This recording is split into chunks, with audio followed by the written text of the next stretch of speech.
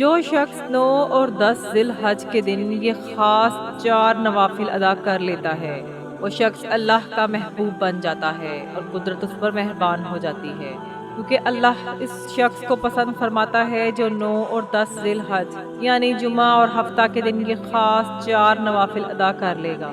ایسے شخص کے تمام گناہ معاف ہو جائیں گے اور اس کے گھر پر اللہ کا نور برستا ہے۔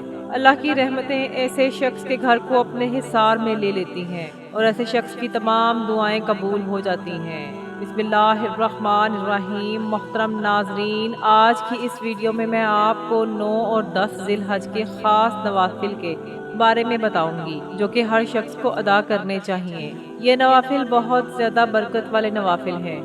جہاں دیگر نمازوں کا اہتمام کیا جاتا ہے، وہاں 9 اور 10 ذی الحج والے دن یہ 4 رکعت نوافل بھی ادا کر لیجئے۔ محترم ناظرین، یہ نوافل اللہ تبارک و تعالیٰ کو بے حد پسند ہیں۔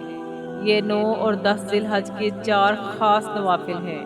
جو شخص یہ نوافل ادا کر لیتا ہے وہ اللہ تبارک و تعالیٰ کا لاڈلا بن جاتا ہے، وہ شخص اللہ تعالیٰ کا محبوب بن جاتا ہے۔ اسی لیے 9 اور 10 ذی الحج کے یہ 4 خاص نوافل ضرور ادا کر لینے چاہیے۔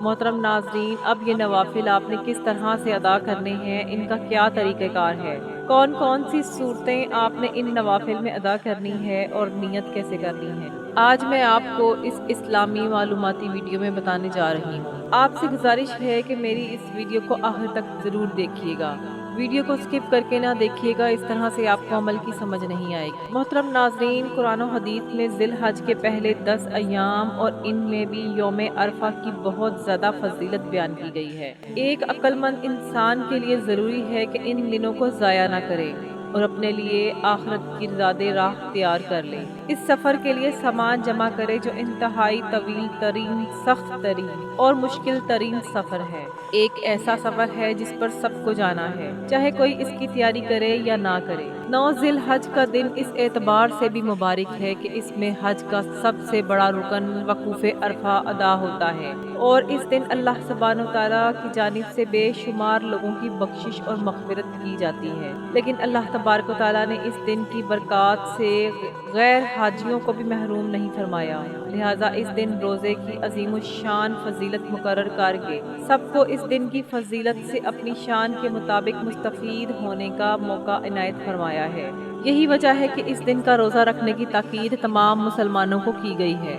عرفہ کا دن یہ وہی دن ہے، یوم عرفہ یہ وہی دن ہے جس دن میں اللہ تعالیٰ نے اولاد آدم سے عہد میثاق لیا تھا، جیسا کہ ابن عباس رضی اللہ تعالیٰ عنہ بیان کرتے ہیں کہ نبی کریم صلی اللہ علیہ وآلہ وسلم نے فرمایا، بلا شبہ اللہ تعالیٰ نے آدم علیہ السلام کی ذریت سے عرفہ میں میثاق لیا اور آدم علیہ السلام کی پشت سے ساری ذریت نکال کر ذروں کی مانند اپنے سامنے پھیلا دی اور ان سے آمنے سامنے بات کرتے ہوئے فرمایا، کیا میں تمہارا رب نہیں ہوں؟ سب نے جواب دیا، کیوں نہیں، ہم سب گواہ بنتے ہیں تاکہ تم لوگ قیامت کے روز یوں نہ کہو کہ تم تو اس سے محض بے خبر تھے، یا یوں کہو کہ ہم سے پہلے تو شرک ہمارے بڑوں نے کیا اور ہم تو ان کے بعد ان کی نسل میں سے تھے، تو کیا ان گمراہ راہ والوں کے فعل پر تو ہم کو ہلاکت میں ڈال دے گا؟ یہ سورۃ اعراف کی آیت کا ترجمہ ہے۔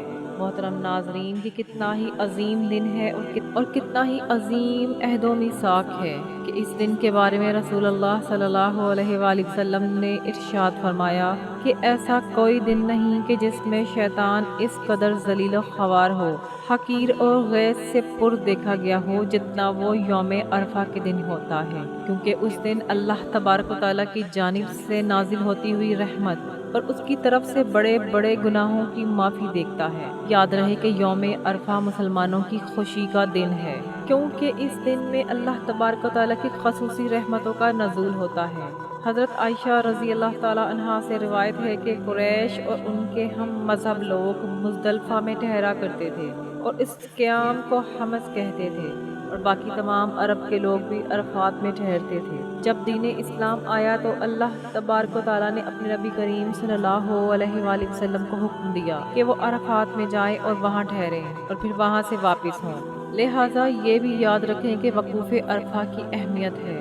وقوف عرفات یعنی 9 ذی الحج کو ہر حاجی کا مقام عرفہ تک پہنچنا بہت ضروری ہے۔ اس کے بغیر حج کی ادائیگی نہیں ہو سکتی۔ یہ حج کا بہت ہی اہم رکن ہے۔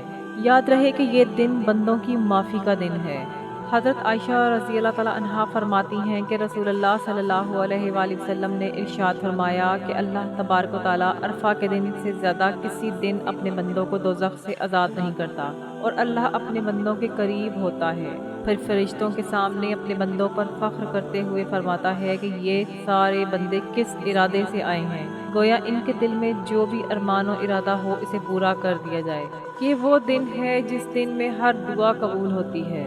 جو بھی اللہ تبارک و تعالیٰ کی ذات پر یقین رکھتا ہے، ایسا شخص جو بھی دعا اپنی زبان پر لاتا ہے تو اللہ سبحانہ و تعالیٰ اس کی زبان سے نکلی ہر دعا کو، اس کے دل سے نکلی ہر فریاد کو اپنی بارگاہ عظیم المرتبت میں درجہ قبولیت پر فائز فرما دیتے ہیں۔ بے شک اللہ ہر ناممکن کو ممکن بنانے پر قادر ہے۔ محترم ناظرین، اب میں آپ کو بتاتی ہوں کہ آپ نے یہ نوافل کس طرح پڑھنے ہیں اور کس وقت پڑھنے ہیں۔ جان لیجئے کہ ان نوافل کا کوئی بھی وقت مقرر نہیں ہے۔ مقررہ اوقات کے علاوہ آپ جب چاہیں ان نوافل کو پڑھ سکتے ہیں۔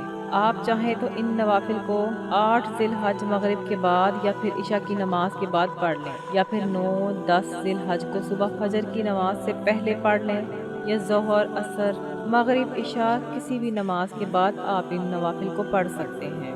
ان نوافل کی نیت آپ نے کس طرح سے کرنی ہے؟ آپ نے بہت ہی اطمینان اور سکون کے ساتھ اچھے طریقے سے وضو کر لینا ہے، اور اس کے بعد آپ نے کسی ایسی جگہ پر ان نوافل کو پڑھنا ہے جہاں آپ کو کوئی بھی پریشان کرنے والا نہ ہو۔ آپ کسی بھی پاک جگہ پر اپنا مصلی بچھائیں اور پھر ان نوافل کو پڑھ لیجئے۔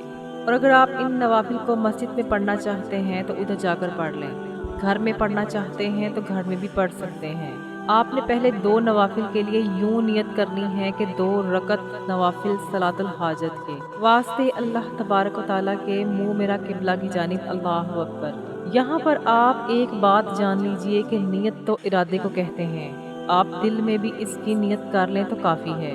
یعنی اگر آپ اس طرح سے نیت نہ بھی کریں، بس دل میں ہی ان نوافل کی نیت کر لیں تو یہ بھی درست ہی ہوگا۔ لیکن اگر آپ بول کر نیت کرنا چاہتے ہیں تو آپ اس طرح سے بھی نیت کر سکتے ہیں۔ نیت کرنے کے بعد آپ نے ان نوافل کو کس طرح سے پڑھنا ہے کہ آپ نے جب سورۃ فاتحہ پڑھ لیں تو اس کے بعد آپ نے سورۃ کافرون، یعنی آپ نے سورۃ کافرون قل یا ایھا الکافرون کو 3 مرتبہ پڑھ لینا ہے۔ آپ نے بسم اللہ الرحمن الرحیم کے ساتھ سورۃ کافرون کو 3 مرتبہ پڑھنا ہے۔ اس کے بعد آپ نے اپنے نوافل کی رکعت کو مکمل کر لینا ہے۔ اس کے بعد آپ نے دوسری رکعت میں سورۃ اخلاص کو 21 مرتبہ پڑھ لینا ہے، یعنی کہ پہلی رکعت میں آپ نے سورۃ کافرون کو 3 مرتبہ پڑھا ہے۔ اس کے بعد دوسری رکعت میں آپ نے سورۃ اخلاص کو 21 مرتبہ پڑھ کر اپنے نفل کو مکمل کر لینا ہے۔ جب آپ کی یہ 2 رکعت نوافل ادا ہو جائیں تو اس کے بعد جیسے ہی آپ کی نماز ختم ہو، بغیر وقت ضائع کیے دوبارہ سے 2 رکعت نوافل کے لیے کھڑے ہو جانا ہے، اور ان 2 رکعت کو بھی آپ نے اسی طریقے سے پڑھنا ہے جیسے کہ پہلے آپ نے سورۃ فاتحہ پڑھنی ہے، اور پہلی رکعت میں آپ نے سورۃ کافرون 3 مرتبہ پڑھنی ہے، اور دوسری رکعت میں آپ نے 21 مرتبہ سورۃ اخلاص پڑھ کر اپنی رکعت کو مکمل کر لینا ہے۔ پھر آپ نے مصلی پر بیٹھے رہنا ہے اور حضور پاک صلی اللہ علیہ وآلہ وسلم کی ذات پر درود و سلام پڑھنا ہے۔ آپ جتنا بھی درود پڑھنا چاہیں آپ نے لازمی پڑھنا ہے۔ اس کے بعد آپ نے اللہ تبارک و تعالیٰ سے سچے دل سے گڑ گڑا کر دعا مانگنی ہے۔ انشاءاللہ آپ کی جو بھی دعا ہوگی وہ فوراً قبول ہو جائے گی۔ اللہ تبارک و تعالیٰ آپ کی دعا کو فوراً قبول کر لیں گے۔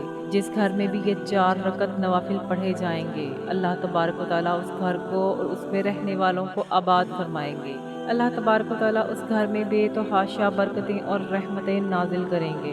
محترم ناظرین، یہ موقع سال میں صرف ایک بار ملتا ہے، اور اس دن یہ 4 نوافل پڑھنا مت بھولنا۔ اللہ تبارک و تعالیٰ سے دعا ہے کہ نیکی کی بات کو سننے، سمجھنے اور اس پر عمل کرنے کی ہمیں طاقت اور توفیق عطا فرمائے، اور میرا سنانا اور آپ کا سننا بھی قبول و منظور فرمائے، آمین یا رب العالمین۔